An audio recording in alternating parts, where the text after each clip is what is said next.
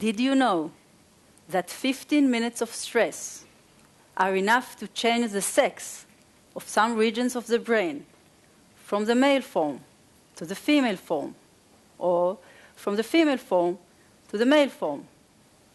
I didn't know that either, but when I discovered this fact, it transformed the way I was thinking about sex and brain.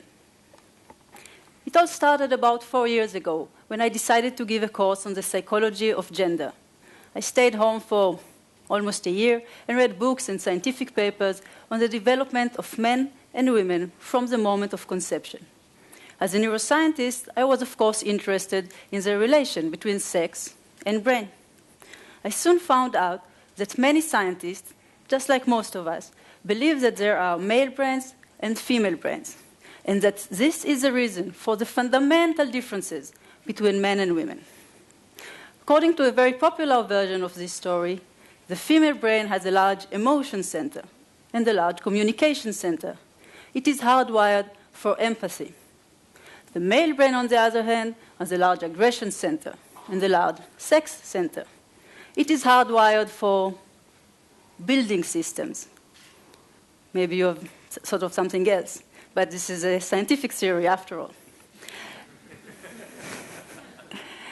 This is a very popular theory or very popular story because it gives us a very simple explanation to the world we live in.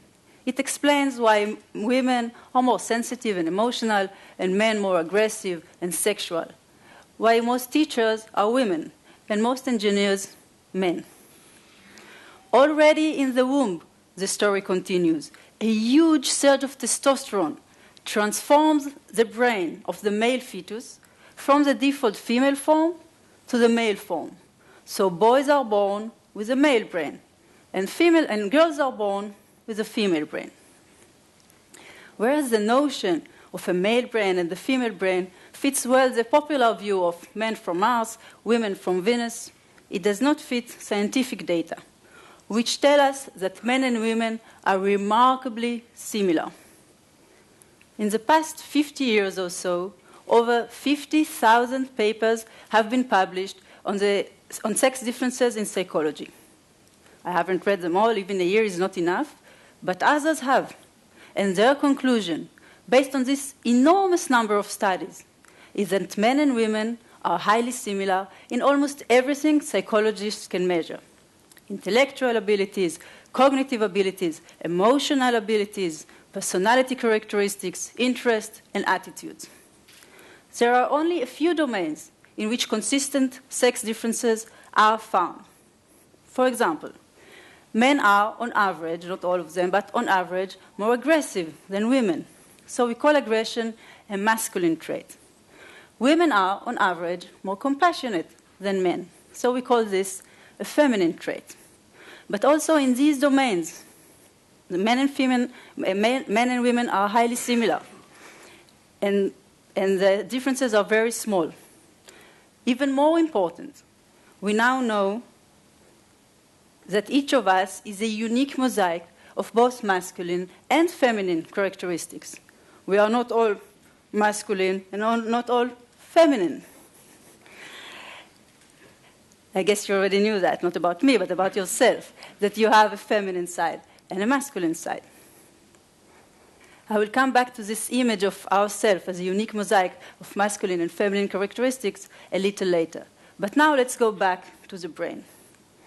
Already at the end of the 19th century, scientists discovered a difference between the brains of men and the brains of women. They discovered that the brains of men were, on average, larger than the brains of women. Some scientists took this as evidence to support and explain the then widely held belief that men are smarter than women. One scientist even went as far as stating that women, because of their small brain, do not have the intellectual and academic skills necessary for academic studies. If this logic sounds familiar, this is not an accident. This is the same belief we started with, that men and women are fundamentally different because men have male brains and women have female brains. However, this is an old version of the myth, so it sounds absurd. To date, when women not only go to universities, but outnumber men at all levels of academic studies, it sounds ridiculous that scientists could have believed that women could not go to universities because their brains were on average smaller than the brains of men. Now, don't get me wrong. Women's brains are still on average smaller than men's brains. What has changed is not the size of the brain.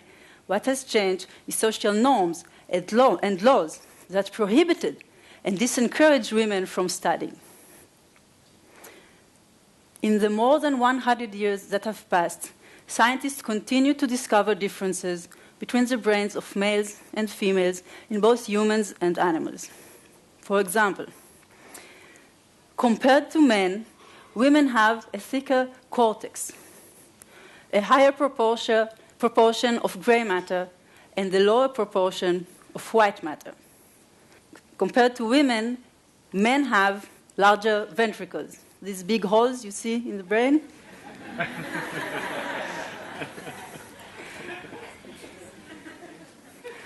I see that some of you that were very happy to discover about the fact that men have bigger brains than women are not really happy with this discovery.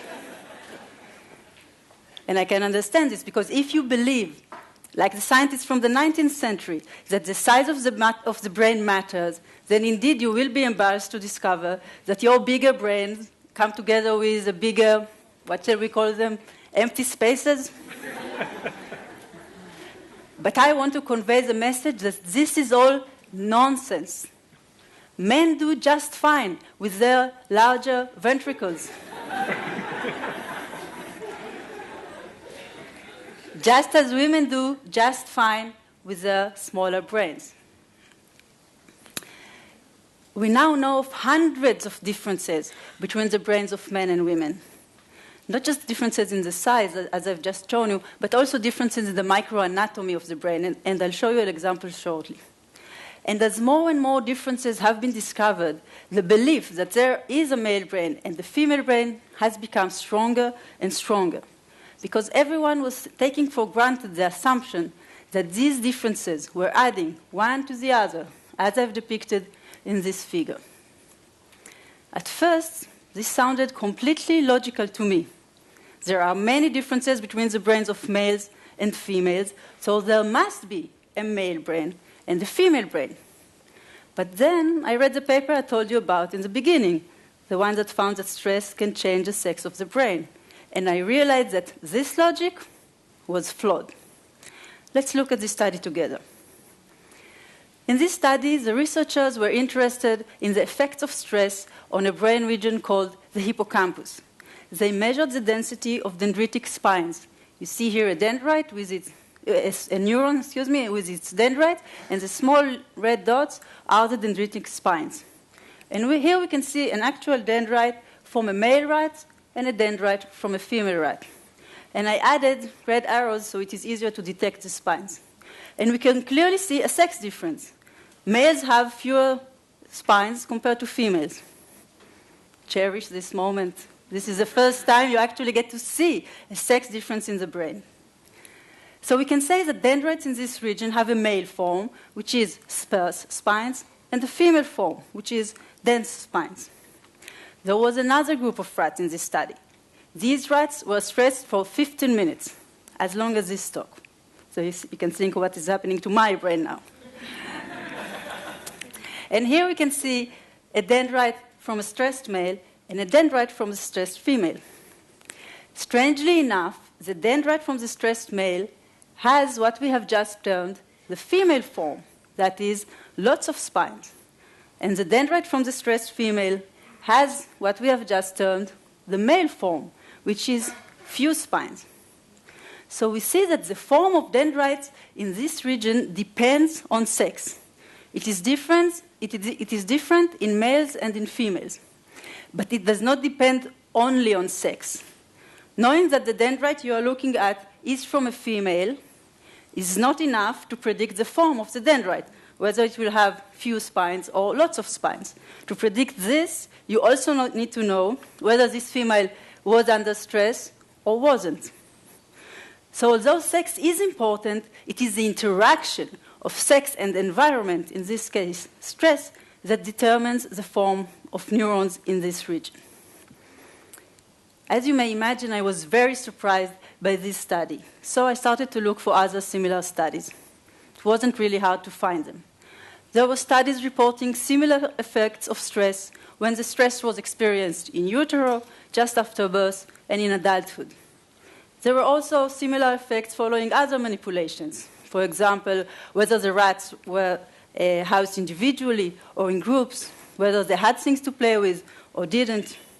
The different manipulations affected many brain regions, not just the hippocampus, and many features of the brain, such as the size, number of neurons, and dendritic morphology, as I've just shown you.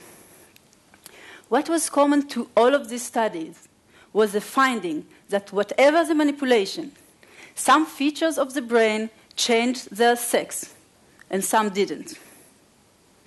You may be wondering now, so what is the meaning of talking about the sex of a brain region if we see that simple manipulations can reverse what is male and what is female? You are absolutely right. It is meaningless to talk of a male form and a female form. It makes much more sense, it's much more reasonable and rational to use informative terms such as sparse versus dense, high versus low, long versus short. But I will continue to use this male-female terminology because this will help me make my point clear. Let's go back now to the male fetus and to the testosterone surge that is transforming his brain from the female form to the male form. And add only one component, stress. Picture the fetus mother. During the long weeks of pregnancy, she sometimes experiences stress, not all the time, but sometimes she experiences stress. Whenever she does, some features of her fetus brain change their sex. So when her boy is born, his brain is a mosaic of both male and female characteristics. This mosaic is uniquely his, molded by the complex interactions of his hormones with the environment he has been living in up until now. The same is true for the female fetus. Her brain is also molded by complex interactions of hormones and environment, so that the little girl is also born with a mosaic or brain mosaic composed of female and male characteristics. So we see that we are already born with a brain which is neither male nor female. It is intersex, that is a mixture of both male and female characteristics. This, or our intersex brain, will continue to change throughout our life as a result of our unique experiences. We can now add to the image of ourselves as a unique mosaic of masculine and feminine characteristics, the image of our brain being a unique mosaic of male and female characteristics. I will close with this. Many people believe that there are male brains and female brains because this belief gives them an explanation to why men and women are so different and why they should behave differently and be treated differently. I have shown you today that it is meaningless to talk of the sex of the brain. Brains do not have sex. If you must relate to the brain's sex, you can call it intersex, a mixture of male and female characteristics. There are no male brains and no female brains. Therefore, their existence cannot explain fundamental differences between men and women, which is not really a big problem considering the fact that men and women are remarkably similar. Be yourself. Thank you.